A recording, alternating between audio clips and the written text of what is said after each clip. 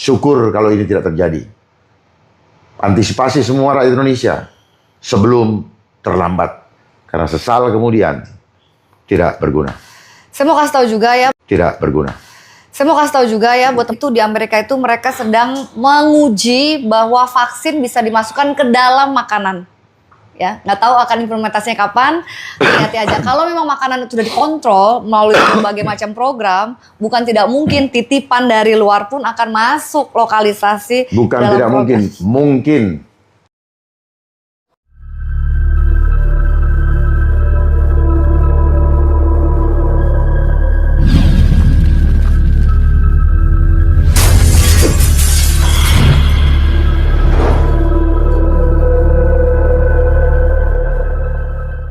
Konspirasi saya aja nih Pak ya. Kalau misalnya seandainya nih program ini kan pasti akan jalan terus nih. Mau ada angin ribut kayak mau ada angin topan kayak akan jalan terus karena Akan ada jalan pesan dari terus. atas ya. Ini pikiran konspirasi saya nih, jangan-jangan nanti makanannya pun kalau sekarang belum ada titipan, belum ada sponsor, jangan-jangan ntar makanan pun disusupin. Loh kok jangan-jangan. Tadi belum selesai dieksplor. Kan pendistribusian ini kan tidak melalui tender. Ini cuman penunjukan.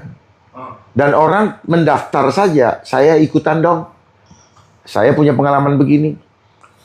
Belum kita selidiki. Oke, kamu saya tunjuk dapat ya, tapi bahannya dari gue. Bisa nggak? Bukan. Berarti Nah, ini makanya saya mengajak kritis, saya mancing. Jangan bisa jadi. Itu semua bisa dijadiin. ujung-ujungnya berarti sebenarnya mau kontrol kan dari makanan GMO kayak makanan yang dimodifikasi, makanan artifisial, semua titipan gitu ya. Oke, sekarang buka ini school meals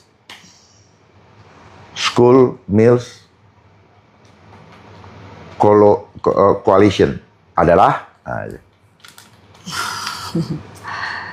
Aduh, tolong dibacakan. kok ini nggak ini? Oh, bisa.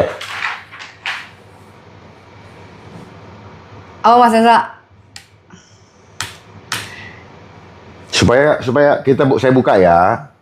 Gitu, saya ingin buka. Jadi daripada negara anggota yang bertujuan untuk memastikan bahwa setiap anak memiliki kesempatan untuk menerima makanan harian yang sehat dan bergizi di sekolah pada tahun 2030. jadi itu adalah ilusi mulia yang dibangun oleh mereka. Mereka selalu begitu mainannya. Terus Mas belum selesai. Sampai ada kata pandeminya itu loh. Nggak ada.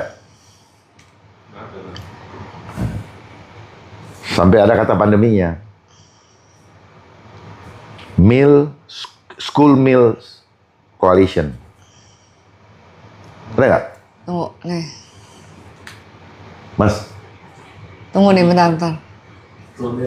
Nih, School Meals Coalition ya.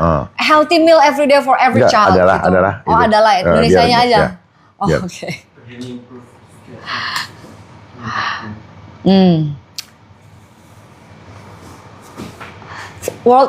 World Food Program ya, WFP ya. Untuk menyediakan makanan bergizi. Wah iya nih, Indonesia jadi anggota School Meal Coalition. Wah. Jadi supaya orang tahu gitu loh, bahwa ini memang ada agendanya, bukan tiba-tiba ide genuine, nggak ada ide genuine, Jadi siapapun nggak ada. Cuman harus disebut begitu supaya apa? Ya kalau bagi yang nggak tahu ya, gitu. ini jadi helikopter view, siapapun yang jadi presiden tetap akan jalanin ini ya. Akan, tinggal mainnya dramanya bagaimana gitu loh, Iya, gitu. disesuaikan ini Ya, sendiri, ya. jadi kita harus lihat semuanya, gitu. Oke. Jadi juga untuk mengatasi persoalan pandemi kemarin gitu. Bayangkan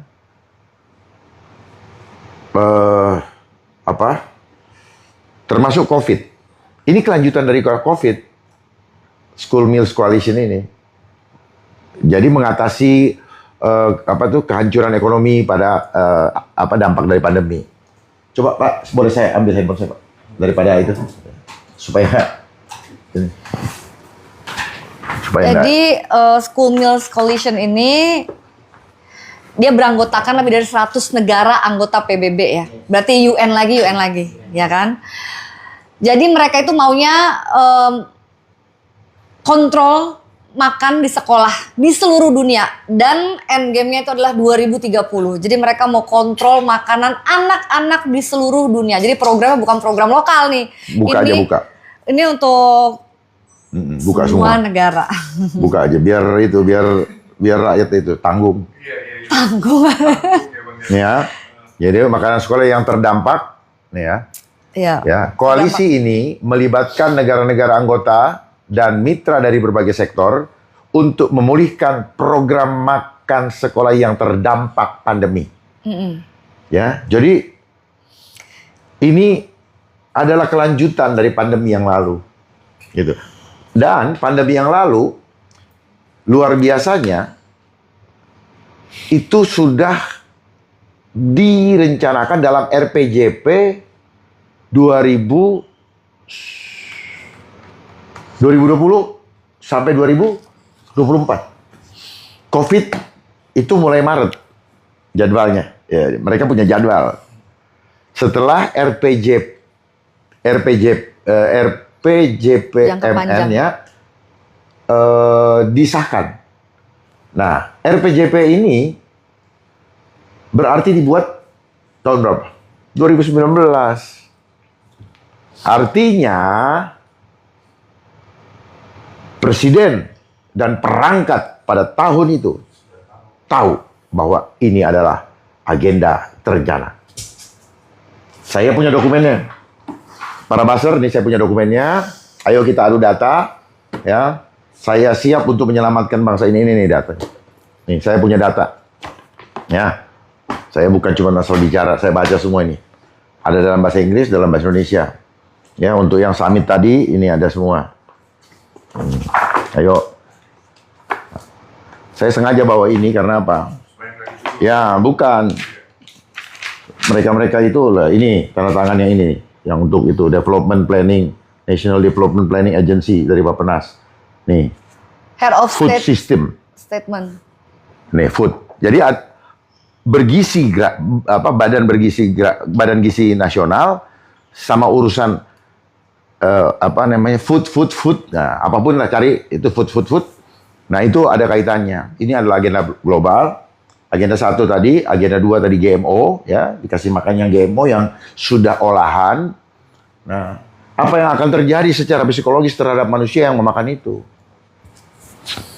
Rusak fitrahnya, rusak signalnya, gampang emosi. Bisa emosi gampang tinggi naik, bisa juga gampang tiba-tiba drop.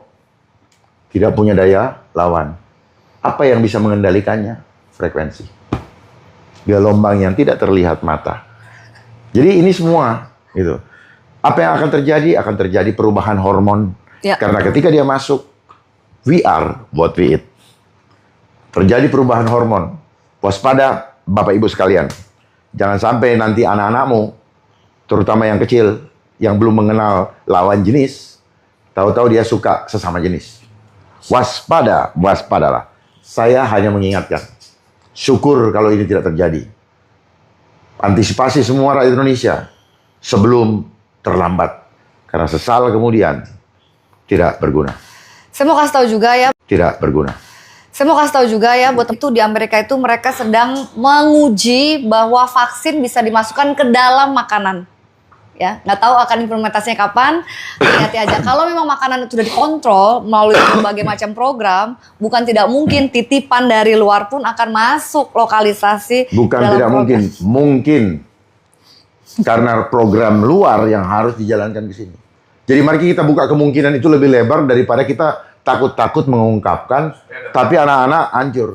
Supaya ini kita sudah waktunya sudah sempit, tidak waktunya lagi kita untuk membuai-buai. Untuk mencari bahasa-bahasa lemes-lemes, halus-halus, hanya untuk apa? Untuk kita tetap eksis di layar, tetapi tidak pernah masuk ke lubuk hati atau dari jiwa, tidak bisa membangun kesadaran. Saatnya kita membangun kesadaran. Saya mengajak kepada Bapak Ngaji Roso, ya, tim Ngaji Roso, untuk tidak menyia-nyiakan setiap kesempatan dalam hidup ini. Waktu kita sangat singkat. Tidak ada waktu untuk bermain-main. Sebenarnya saya juga mulai pahamin juga nih Pak ya. Kalau memang dari makan deh, kita kan memang manusia itu amat sangat krusial sekali, apalagi sekarang ekonomi sengaja dibuat sulit. Sengaja dibuat sulit. Sengaja dibuat sulit. Supply chain-nya diganggu. Jadi masyarakat menjadi tidak berdaya, ya udah nerima aja kalau memang Itu. pemerintah itu yang memberi makan anak-anak saya, Iya. misalnya begitu. Iya.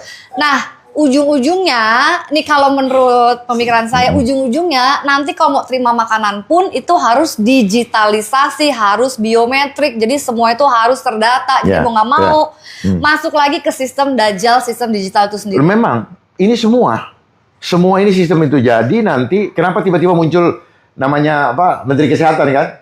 Wah ini harus begini. Enggak, ini satu rangkaian di mana kejadian tadi menjadi alasan pembenar. Kita harus rapid test. Kita harus begini. Kita harus gini. Nanti kan itu sudah ada itu harus masuk kepada apa namanya tes kesehatan harus masuk ke One Health atau satu sehat. Satu sehat ini adalah nanti sumbernya apa? Payment ID. Ya. Kan kabarnya juga akan diperluas ya Pak ya? Bukan cuma sasaran, bukan siswa aja. MBG juga ntar ibu hamil gitu kan? Udah Jadi- mereka mau ngomong apa? Saya punya datanya mau kemana. Termasuk kita nanti. Gitu. Jadi mereka mau kontrol semuanya, dari makanan, dari semua, dari air ya, semuanya gitu. Mereka mau kontrol. Ini sudah ada di sini semua. Ini agenda 2030. Ya, sudah ada di sini. Nanti saya berikan kepada Bang Hendra. Ya.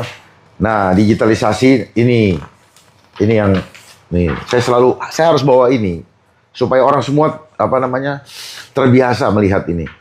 Nih. Nah, ini semua nanti akan terhubung ini, digital ID. Semua akan terhubung. Gitu. Karena apa? Mau dibuat manusia hybrid. Energi tubuh, energi ilahi akan dihubungkan dengan energi buatan yang menggunakan internet. That's why they call it CHIP. Internet Protocol. C-nya apa? Cellular.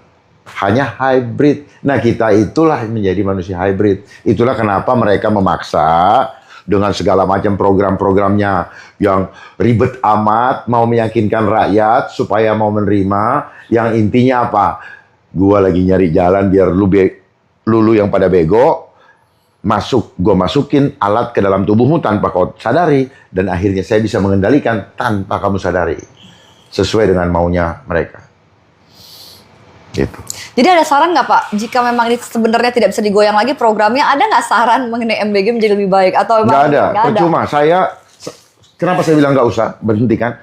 Biar dananya tidak mubazir, itu penting. Karena yang kita perlukan adalah rakyat mandiri. Kalau rakyat mandiri, dia nggak mau jadi minta-minta. Dia nggak mau juga gitu. Tetapi kalau tetap dipaksakan, saya sarankan kepada orang ini semua.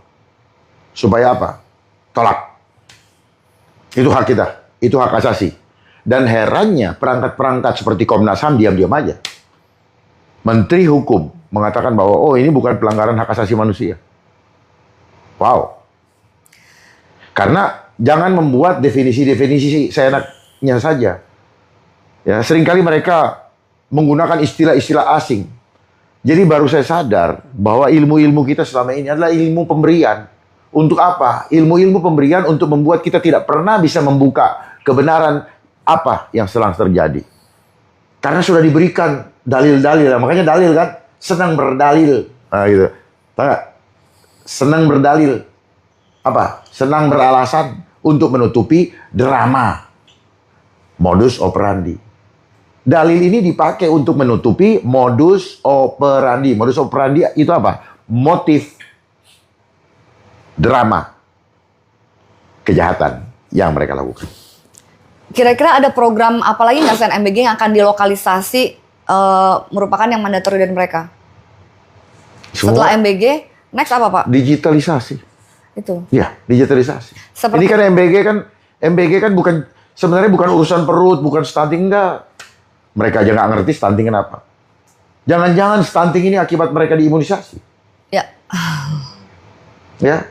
Jadi Hebat sekali periode per periode, terus kemudian muncullah narasi-narasi yang terorkestrasi untuk membentuk persepsi sehingga terbangunlah opini. Ini permainan intelijensi. Narasi untuk membentuk opini sehingga terbangunlah membentuk persepsi sehingga terbangunlah opini. Jadi hidup ini adalah perang opini. Mereka itu kan, nah, perhatikan sekarang ya. Lihat, mereka bekerja lebih banyak di media, muncul di media, tapi rakyat teriak nggak tahu di mana mencarinya. Jadi rakyat ini hidup tidak punya ruang. Nanti muncul di hari perayaan, ya, perayaan muncul foto-foto, ya kan, Pesta. dan sebagainya, ya kan. Cuman itu aja. Dan perhatikan, kenapa setiap acara selama acara-acara formal selalu mereka menggunakan panggung. Panggung sandiwara. Tidak ujuk-ujuk setiap acara ternyata pakai panggung. Gitu. Karena di situ orang diberikan panggung untuk melakukan reality show. Gitu. Reality show seolah-olah nyata, tetapi sebenarnya hanya retorika. Karena Atau bahasa kerennya sekarang, bahasa umumnya adalah omon. Makanya banyak orang yang sudah jadi pejabat, ya, disumpah. Sumpahnya, sumpah omon. Ya, semua berbicara berdasarkan konsep yang sudah dituliskan. Mereka tidak pernah berbicara dengan hati, karena takut keluar dari teks yang sudah disiapkan. Karena kalau dia berbicara dari hati, teksnya akan dia tinggalkan, hatinya yang berbicara berdasarkan suara hati yang Tuhan berikan. Itu kenapa orang selalu pakai. Tapi programnya masih bisa ada kesempatan untuk dihentikan nggak, Pak? Tergantung presiden. Kan punya program presiden. Kan alih-alih, ya, ece-ecenya ini adalah pengejawantahan daripada janji Iya. ketika debat. Kayaknya janji politik terbesar. Inilah janji politik, gitu loh.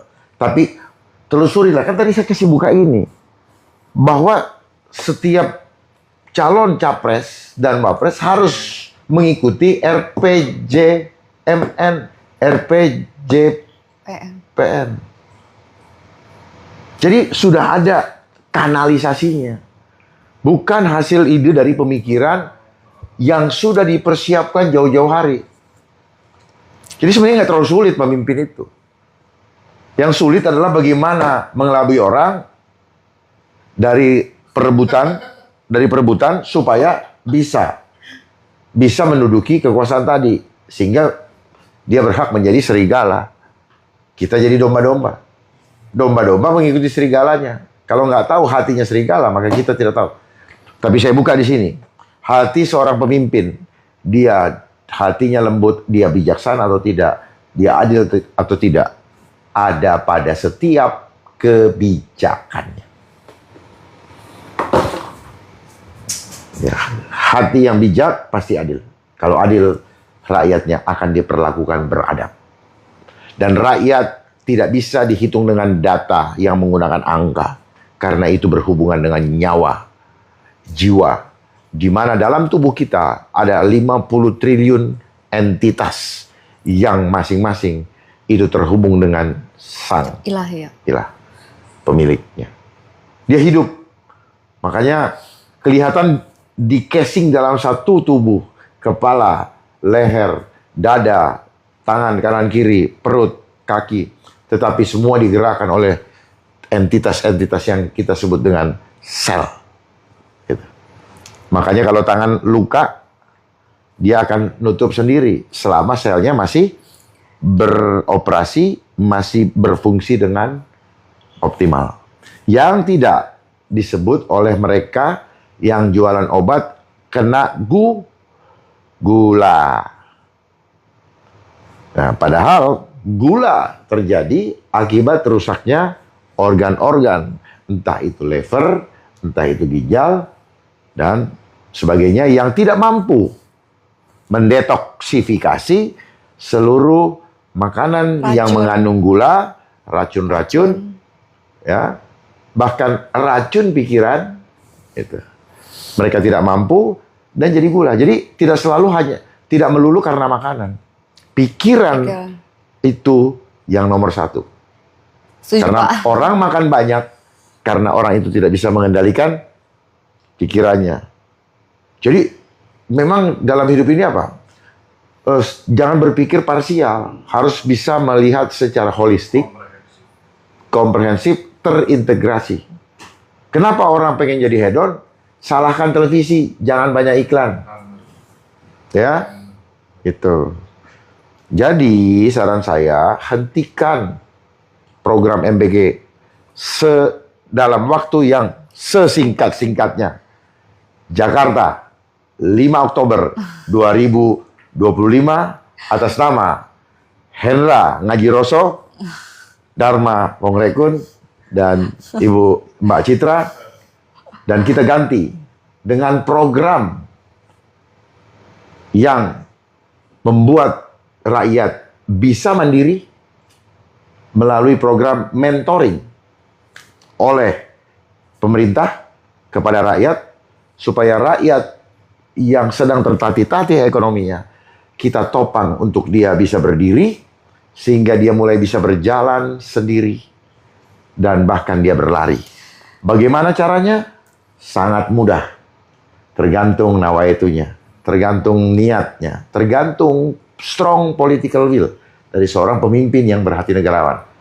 Jangan pernah mengeliminasi orang yang dianggap secara ekonomi kurang. Itulah sejatinya seorang pemimpin. Pemimpin itu adalah bapak, di mana tempat rakyatnya menggantungkan harapannya, bukan justru mengeliminir. Kita lihat begitu banyak orang yang berkelebihan, berlebih-lebih, berturah-turah kalaunya. Punya rumah 30. Ya.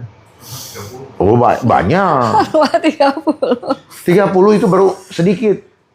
Ya, coba ada orang yang selalu bilang, saya punya ada apartemen di Kelapa Gading sekian, saya punya ruko sekian.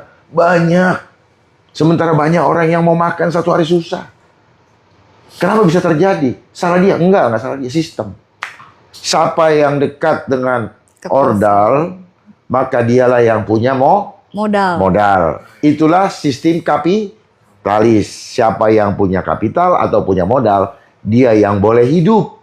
Yang tidak, dia akan tersingkir dan modar. Disitulah rakyat membutuhkan dharma, bukan saya. Orang-orang yang berhati baik, orang yang berhati dermawan. Untuk apa? Dermawan itu bukan berarti dia harus kaya. Dia punya ilmu, dia punya hati, bagikan yang berlimpah. Banyak di antara kita begitu banyak hartanya, tetapi hatinya miskin. Sehingga betul-betul apa yang kita rasakan, yang kita lihat terjadi tanggal 25-28 Agustus yang lalu, sesungguhnya itu hanyalah potret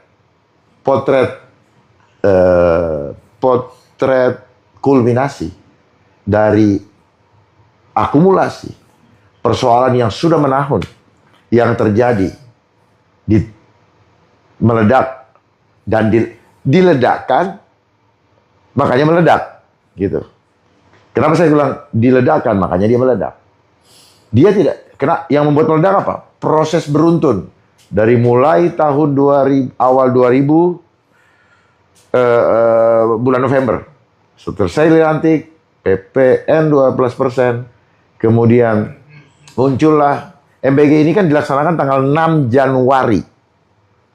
Ya, saya nggak tahu kenapa di push harus 6 Januari 2025. 6, 12, 6. Saya nggak tahu kenapa. Ya, kebetulan atau apa, biarkan Tuhan yang menjawab. Waktu yang menjawab. Terus, ya, apalagi tabung, ya, dibuatlah kanalisasi sekat-sekat. Muncullah harus pakai NPWP, satu orang hanya boleh satu. Ini apa ini, ngatur-ngatur rakyat, sudah susah kerjanya ngatur-ngatur, bukan bikin sejahtera, ya, malah bikin susah rakyat. Gopo, Mas. Ya. Ada gunanya nggak? Nggak ada gunanya. Mereka ada untuk bikin rakyat nggak susah kok. Nggak akan ada demo. Saya jamin 1000%. Demo itu adalah lu ungkapan gimana kita hidup. Itu. Polisi yang kasihan. Polisi dijadikan keset oleh kekotoran politik. Politik ini yang kotor kok. Itu. Polisi itu hanya law enforcement, pelaksana daripada hukum yang dibuat oleh yang mau. Isinya rakyat mau ketemu dengan dewan sebagai representatif dari wakil suaranya. Tidak dibuka pintu, ditaruh polisi. Kan berhadapan wajahnya dengan polisi, keselnya sama polisi kan. Itu loh. Ibarat satpam, sebenarnya nggak beda sama satpam. Satpam disuruh halangin, nggak, misalnya gitu. Itu wakilku, aku mau ketemu kan gitu. Nggak boleh Pak begini-begini. Kemarahan ke dalam terlampiaskan kok ke yang tampak. Kira-kira begitu. Ya. Jadi harus paham. Apakah ini ada permainan intelijen? Ya, saya katakan ada. Baru mau tanya. Saya katakan ada. Ada tujuan besar lain yang sedang disiapkan. Jadi ini bukan masalah sekedar hanya masalah perilaku. Itu adalah segala sesuatu yang digaungkan. Tetapi saya mau berikan pemahaman. Di setiap lembaga permainan yang sama terjadi. Kenapa? Karena tadi yang saya sampaikan. Adigium yang diajarkan sejak kecil. Tanamkan di kepala kita. Menabunglah untuk hari tua. Seolah-olah kalau kita sudah tua, hidup kita Tidak berdaya. Tidak berdaya. Tidak berdaya. Itulah kenapa orang pensiun dibuat ini. Jadi itulah kenapa banyak orang pengen masuk ke pegawai negeri. Dipikir nanti bisa gimana. Padahal di pegawai negeri terjadi permainan psikologis yang luar biasa. Tidak disadari. Gaji dikasih kecil, kewenangan dikasih besar. Kebutuhan tinggi, daya kreatif negatif mulai muncul. Iya. Yang disebut dengan strategi.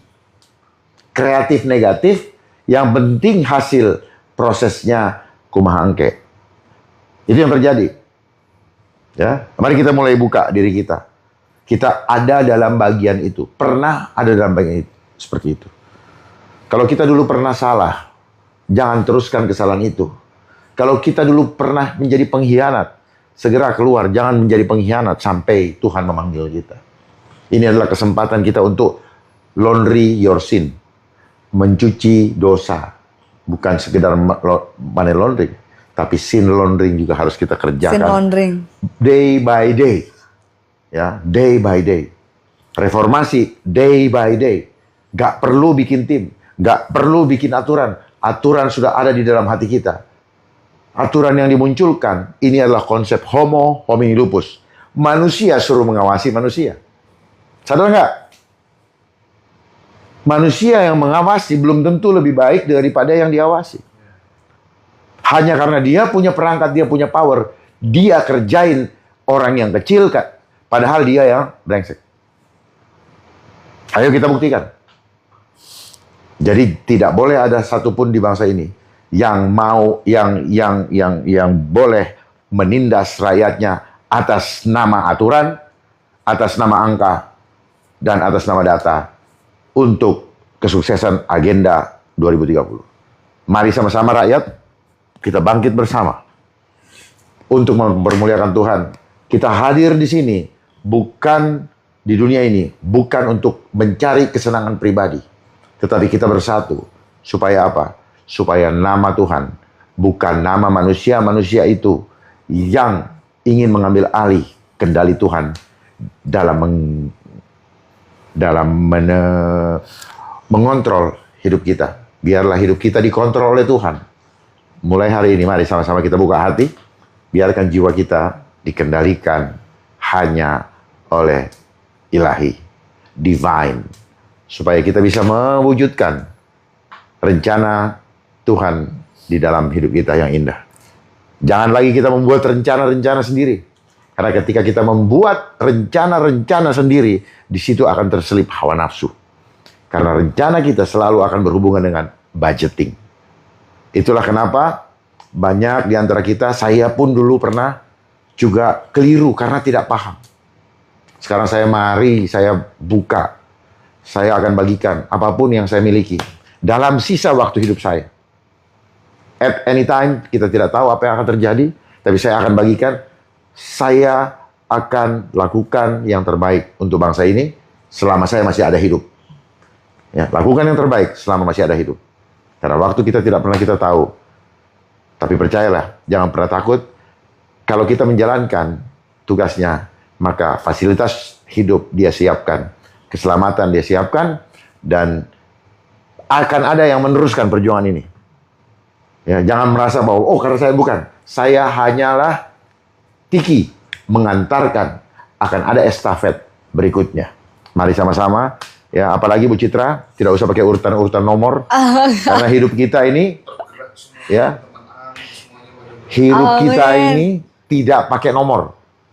Ya, makanya saya suka ini ketika ada yang bilang, Tuhan itu tidak pernah urusin angka. Karena dia bukan angka. Dia adalah infinity.